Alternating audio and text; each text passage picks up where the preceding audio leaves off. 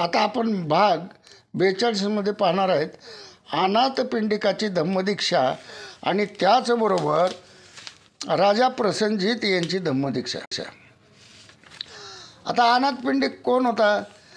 सुदत्त हा कौशल देशाची राजधानी श्रावस्ती येथील एक रहिवासी होता आणि तो प्रसेनजीत राजा तिथं राज्य करीत होता आणि सुदत्त हा राजाचा कोषाध्यक्ष होता आणि गरीबांना उदार देणग्या देत असल्यामुळे त्याला अनाथपिंडिका म्हणून ओळखलं जायचं।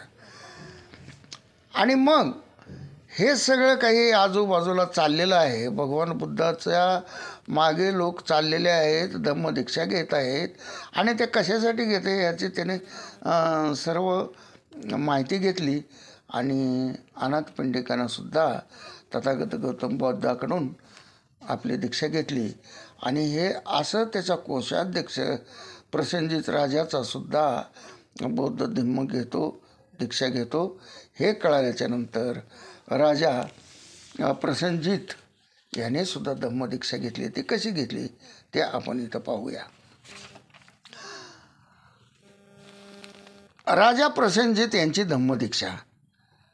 भगवान बुद्ध आल्याचे ऐकून राजा प्रसेनजीत आपल्या राजेशाही इतमासह जेतवनात विहारात गेला। हात जोडून वंदन करीत तो म्हणाला, माझे क्षुद्र आणि अप्रसिद्ध राज्य खरोखर आज भाग्यवान झाले आहे, कारण आपल्यासारखा सत्याचा राजा धर्मराज जगन्नाथ नायक उपस्थित असताना या राज्याची आपत्ती आणि संकटे कशी ओढवतील आणि ज्या अर्थी मला आपल्याला पवित्र चरणाचे दर्शन झाले आहे त्या अर्थी आपल्या धर्मामृताचे प्राशन करू द्या। ऐहिक संपत्ती ही अनित्य आणि नाशवंत आहे, तर धम्मरूपी धन शाश्वत आणि अविनाशी आहे। ऐहिक जीवन जगणाऱ्या राजाचे जीवन सुखी असते, परंतु पवित्र जीवन जगणाऱ्या सामान्य माणसालाही मन शांती लाभते। सुखाचे हाव आणि अभिलाषा यांना कंटाळलेल्या राजाच्या मनाची स्थिती ओळखून आणि ही संधी योग्य आहे असे जाणून भगवंत म्हणाले, हीन स्थितीत जन्माला आलेल्या लोकांनी धर्मपरायण मनुष्य पाहिला तर त्यांना देखील त्याच्याबद्दल आदरभाव वाटतो। मग पूर्व पुण्याई लाभलेल्या अशा स्वतंत्र राजाला त्याच्याबद्दल किती आदर वाटत असेल। आणि म्हणून मी माझा धम्म थोडक्यात समजावून सांगत असताना महाराजांनी माझे म्हणणे नीट लक्ष पुरवून ऐकावे व आत्मसात करावे असे भगवान बुद्ध त्या राजाला म्हणाले। आपली बरी वाईट कृत्ये नेहमी छायेप्रमाणे आपला पाठपुरावा करतात।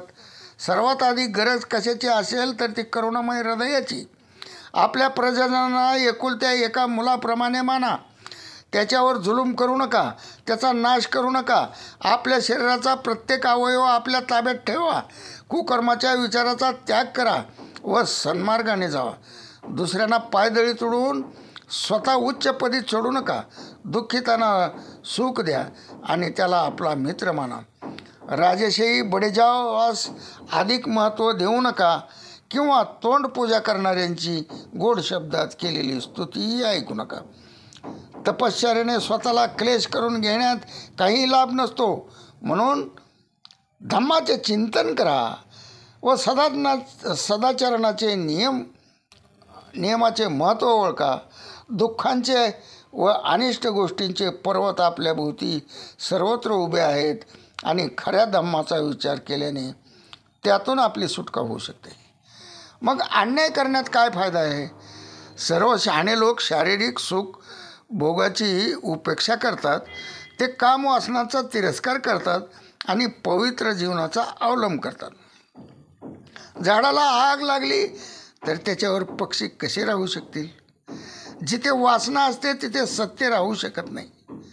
हे ज्ञान ज्याला नाही तो विद्वान पुरुष जरी ऋषी म्हणून त्याची स्तुती होत असली तरी तो अज्ञानच समजला पाहिजे। ज्याला हे ज्ञान झाले आहे त्यालाच प्रज्ञा प्राप्त होते। ही प्रज्ञा प्राप्त करून घेणे हा जीवनाचा एकमेव उद्देश आहे. तिच्याकडे दुर्लक्ष करणे म्हणजे जीवनाचं अपयशच आहे. सर्व पंथांची शिकवण याच्यावरच केंद्रित झाले आहे, कारण त्याच्याखेरीज ज्ञान अशक्य आहे. हे सत्य केवळ ऋषीमुनीसाठी नाही, प्रत्येक मानव प्राण्याशी त्याचा संबंध आहे. व्रतस्थ, भिक्खू आणि कौटुंबिक जीवन जगणारा सामान्य माणूस याच्यात या बाबतीत काही फरक नाही. ऋषींची अधोगती होऊ शकते आणि सामान्य कुटुंबस्थल माणसेही ऋषीपदाला पोहोचू शकतात.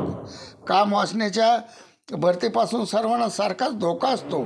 सगळे जग व भरतीतील वाहून जाते, तो तिच्या भोवती सापडतो, त्याची सुटका होत नाही. परंतु प्रज्ञा ही नौका आणि विचार हे तिचे सुकाणू आहेत. धम्म तुम्हाला असा आदेश देतो की तुमच्या या शत्रूपासून तुम्ही आपले संरक्षण करा.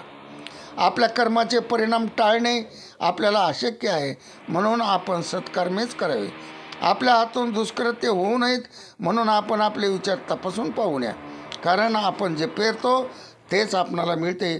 प्रकाशातून अंधाराकडे आणि अंधारातून प्रकाशाकडे जाणारा मार्ग असतात.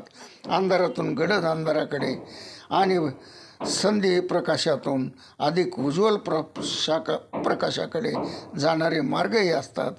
सुज्ञ मनुष्याला अधिक प्रकाश पाहिजे असतो, म्हणून तो प्रकाशाचाच उपयोग करील. तो अविरत सत्य ज्ञानाच्या प्राप्तीसाठी प्रगती करील. सतताने आणि बुद्धीचा उपयोग करून आपले खरे श्रेष्ठत्व दाखवा. ऐहिक सुखाचा